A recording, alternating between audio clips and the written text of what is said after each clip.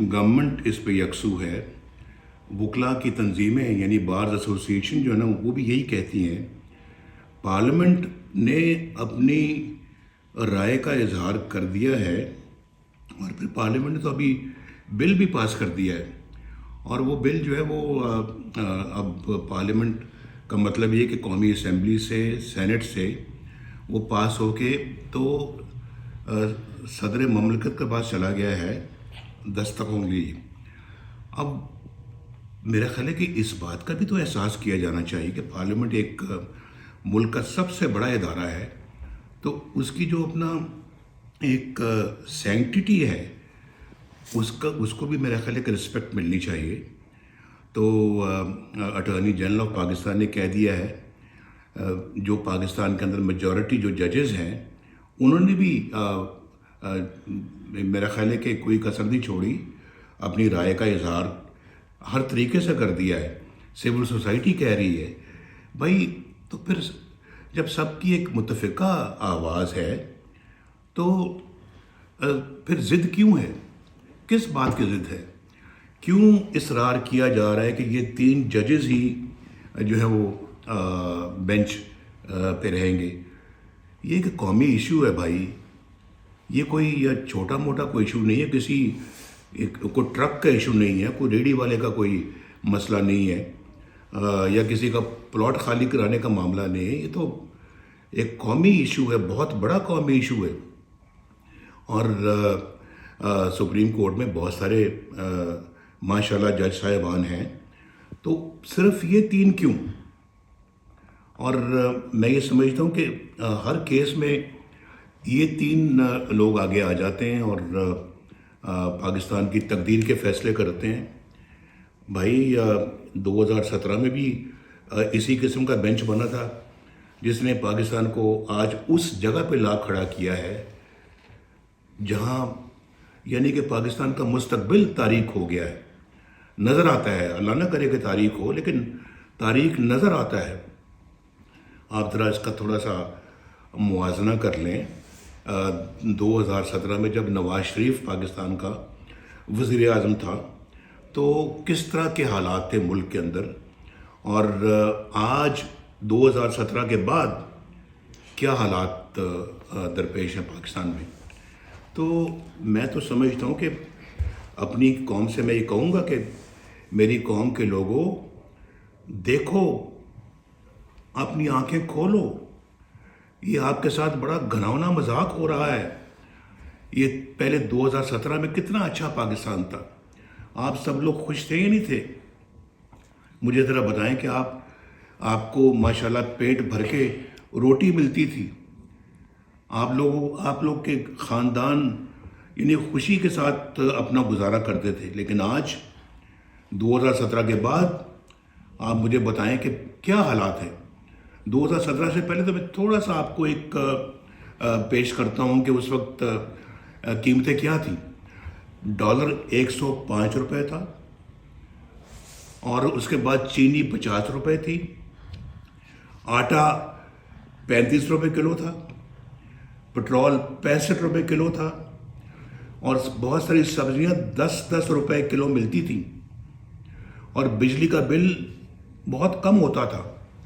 और बिजली भी आपके घरों में आ गई क्योंकि हमने अल्लाह के फजल करम से लोड शेडिंग का ख़ात्मा किया, और बिजली के बिल भी इतने आते थे कि आप बड़ी आसानी के साथ अदा करते थे। मोटरवेज मुल्क में बन रही थी, दहशत गर्दी ख़त्म हो रही थी या ख़त्म हो चुकी थी, लोड शेडिंग ख़त्म हो गई थी, फॉरेन एक्सचेंज रिजर्व्स बुलंद तरीन सतह पे थे, यानी कि बुलंद तरीन सतह पे हमारे फॉरेन एक्सचेंज रिजर्व्स थे। आज 2017 के बाद $1 बिलियन के लिए पाकिस्तान को जाके तो अपने दोस्तों से दरख्वास्त करनी पड़ती है कि हमें $1 बिलियन दे दें। हमें इतनी अच्छी कौम को क्या भिखारी बना दिया है। और ये आपके बेंचों के फैसले ने, ये तो तसलसल लगता है मुझे वही 2017 का जो आज हो रहा है। मैं बिल्कुल उसको उसी नज़र से देख रहा हूँ। मैं आपको भी दिखाना चाहता हूँ अपनी कौम को پلیز اپنی آنکھیں کھولیں. یہ پاکستان کے ساتھ انہوں نے بڑا گھناؤنا مذاق کیا اور آج پاکستان کو خدا نہ خاصا تباہی کے دہانے لاگے کھڑا کر دیا ہے انہی بینچز کے فیصلوں نے.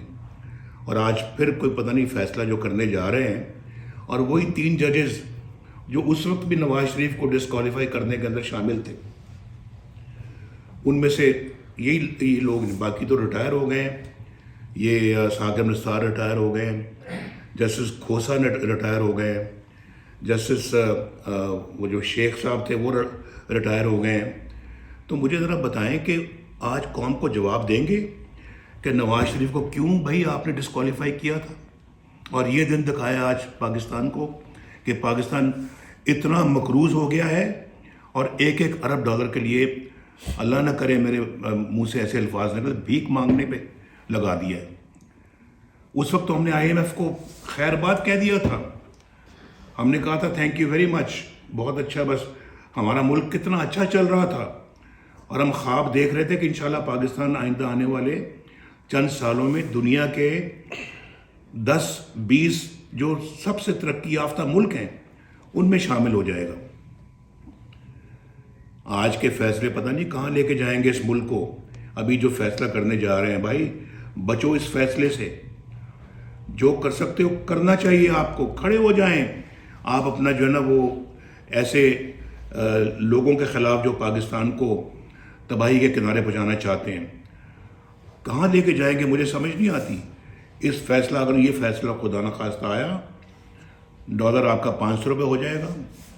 اور آج مجھے بتائیں, میں ابھی بھول گیا کہ چھوٹی چھوٹی بچیوں کی, غریب بچیوں کی شادی ہوتی ہے, 1 تولہ جو میرے زمانے میں جو 50,000 روپے تولہ ملتا تھا, آج 2,07,000 روپیہ پہ پہنچ چکا ہے. اب غریب اپنی بچی کے کس طرح سے ہاتھ پیلے کرے گا, کیسے اس کا بیاہ کرے گا, کیسے اس کی شادی کرے گا. یہ بہت تکلیف دہ باتیں ہیں جو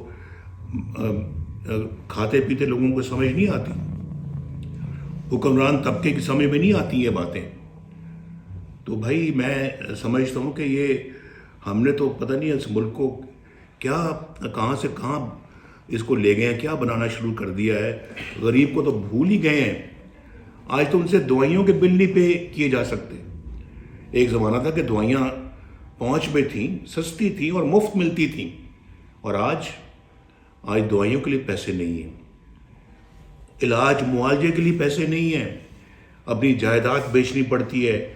کوئی بڑی بیماری آ جائے گھر میں تو گھر والوں کے پاس سوائے آنسوؤں کے اور کچھ نہیں ہوتا. یہ پتہ نہیں کیوں نہیں یہ سیاست ہو رہی ہے یہاں پہ. ایک بندے کی خاطر آپ جو ہے نا وہ اس طرح کے فیصلے سناتے ہیں, اور آپ کو کوئی خیال نہیں ہے آج تک کبھی آپ نے اس بات کا سو موٹو لیا کہ ابھی جسٹس شوکت صدیقی نے جو باتیں کی ہیں, اور پھر ابھی یہ جو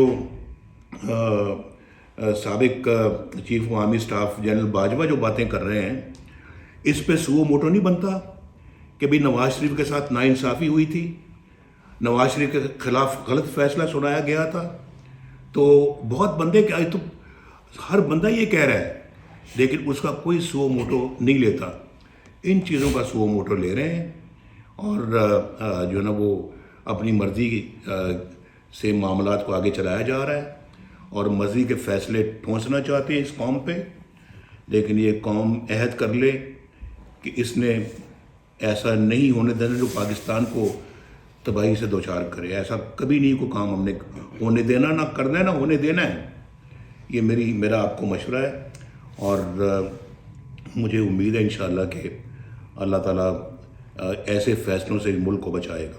میاں صاحب کیا یہ لگتا ہے کہ آپ کی باتوں سے یہ تاثر جاتا ہے کہ یہ جو موجودہ بینچ ہے, آپ نے کہا جی یہ تسلسل ہے 2017 کا, تو یہ بینچ اگر کوئی فیصلہ دیتا ہے تو وہ کس طور پہ آپ کے لیے کیسے لیں گے اس کو؟ بھائی سیدھی بات ہے کہ جو بینچ ہی قبول نہیں ہے تو اس کا فیصلہ کیسے قبول ہوگا. سیدھی بات ہے, اور قبول ہونا بھی نہیں چاہیے. اور میں بالکل سمجھتا ہوں کہ جس بینچ کے اوپر اتنے اعتراضات اور پھر کوئی یہ ڈیمانڈ کہ جی فل کورٹ بنائیں، اس کا فیصلہ سب کو قبول ہوگا؟ تو وہ اگر نہیں بنتا تو پھر یہ 3 کا بینچ کیوں؟ اس میں کیا مصلحت ہے؟ اس میں کیا جو ہے نا وہ اس کے پیچھے کیا عوامل کار فرما ہے؟ یہ میرا خیال ہے کہ پوری قوم کو سمجھنے کی ضرورت ہے. میاں صاحب کہا یہ کیا چیز ہے پھر؟ وائی اے بینچ آف 3 ججز؟ Why not full court? Full court میں ہمیں بھی اس میں اپنا پورا اعتماد ہے، لیکن یہ وہ جج ہیں جس میں سے میں نے پہلے عرض کیا ہے کہ 2 تو وہ ہیں جس نے نواز شریف کے خلاف فیصلے دیے اور پیچھے ہر فیصلہ ہمارے خلاف ہی آتا جا رہا ہے، اور وہ ججز وہاں بیچ میں بیٹھے ہوئے ہیں. ایک ریکیوز کر دیا، اس کے باوجود وہ بینچ میں موجود ہے، جو وہاں پہ ایک صاحب ہیں اس بینچ کے اندر. میاں صاحب چیف جسٹس صاحب کے حوالے سے کہا جا رہا ہے کہ ان پہ بہت پریشر ہے استعفیٰ دینے کے لیے، کیونکہ پچھلے دنوں میں جو معاملات ہوئے ہیں ان کے اپنے اندر سے ایسی آوازیں اٹھی ہیں جنہوں نے ان کے فیصلوں پہ جو ہے عدم اعتماد کیا ہے، اور جس طرح سے پروسیڈنگ کی گئی ہیں یہ جو فیصلہ 3 ججوں ہو رہا ہے، اس میں پوری قوم کا عدم اعتماد ہے. کسی ایک شخص کا اگر نہیں تو اس کا نام عمران خان ہے. کیا عمران خان کے لیے ہم نے سارے فیصلے کرنے ہیں؟ عمران خان کی خاطر ہم نے سارے بینچ بنانے ہیں؟ چیف جسٹس آف پاکستان نے آج یہ کہا ہے، جو سماعت تھی، کہ وہ بہت زیادہ ایموشنل ہو گئے اور بعض رپورٹس آئی ہیں کہ ان کی آنکھوں میں آنسو آ گئے. کیا آپ سمجھتے ہیں کہ ان کے اوپر یہ اتنا پریشر زیادہ ہے یا جو حالات جس نیج پہ پہنچ چکے ہیں؟ میں نے بھی سنا ہے جی آنکھوں میں آنسو آئے ہیں. اگر آنکھوں میں آنسو اللہ کے ڈر سے آئیں تو پھر تو بہت اچھی بات ہے، پھر تو اس جانب جانا چاہیے سارا معاملہ. اگر میں آگے کچھ نہیں کہہ سکتا. دیکھیے، انہوں نے جسٹس شوکت صدیق جو جسٹس مزار علی نقوی کی مختلف آڈیوز آئی ہیں جس میں وہ پرویز الہی سے بات کر رہے ہیں، اور دیگر وہ ٹرک والی بھی ایک آڈیو، اس حوالے سے آج چیف جسٹس نے اناؤنس کیا ہے کہ وہ جسٹس مزار علی نقوی کو پروٹیکٹ کریں گے، اور یہ انہوں نے انڈیکیٹ کیا کہ شاید وہ توہین عدالت کی کارروائی شروع کر دیں ان لوگوں کے خلاف جو ان چیزوں کو ہائی لائٹ کر رہے ہیں. تو آپ کو کیسے دیکھتے ہیں کہ اگر تو لیٹ سے کوانٹم پروسیڈنگز اگر وہ شروع کرتے ہیں، اور جسٹس مزار علی نقوی کے حوالے سے آپ کیا سمجھتے ہیں کہ اس کی تحقیقات ہونی چاہیے؟ جسٹس مزار علی نقوی کا کیس تو میرا خیال ہے کہ سپریم جوڈیشل کونسل میں جانا چاہیے، اور انہوں نے جو کہا ہے اور جو ان کے بارے میں شواہد آئے ہیں اس کی پوری جو ہے نا وہ آڈیو لیکس بھی ہیں، ویڈیو لیکس بھی ہیں. تو یہ میرا خیال ہے کہ ایک فٹ کیس ہے احتساب کے حوالے سے. تو میرا خیال ہے کہ اس میں تو کوئی شبہ ہی نہیں ہونا چاہیے. اور پھر a man is known by the company he keeps. انسان اپنے دوستوں سے پہچانا جاتا ہے.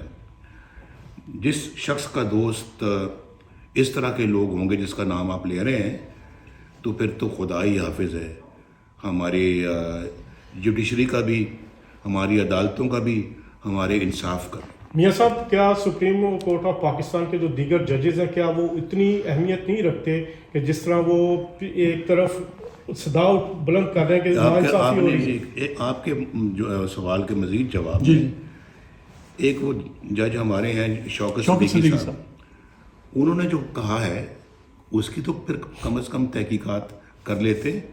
ان کو تو نکال کے باہر کیا کیونکہ وہ بات وہ کر رہے تھے جو کہ ثاقب نثار کے مزاج کے خلاف تھی، لیکن بات سچ تھی. ان کو انصاف دینے کی بجائے ان کو سرے سے فارغ کر دیا.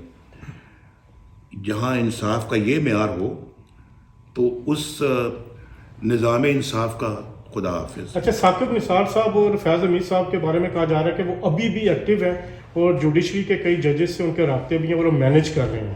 کیا آپ سمجھتے ہیں کہ اس وقت جو موجودہ بینچ ہے یہ ایک سیاسی پارٹی بن چکا ہے، اور ان حالات میں ملک میں اگر انتخابات ہوتے ہیں تو وہ مزید خرابی کا باعث بنیں گے؟ آپ نے ثاقب نثار صاحب کی بھی آڈیو لیک سنی ہوگی. وہ میرے خیال ہے ان کے بارے میں میرے جواب سے زیادہ اہمیت رکھتی ہے. وہ سن لیں تو پھر آپ کو پتہ لگ جائے کہ ثاقب نثار صاحب کیا کر رہے ہیں.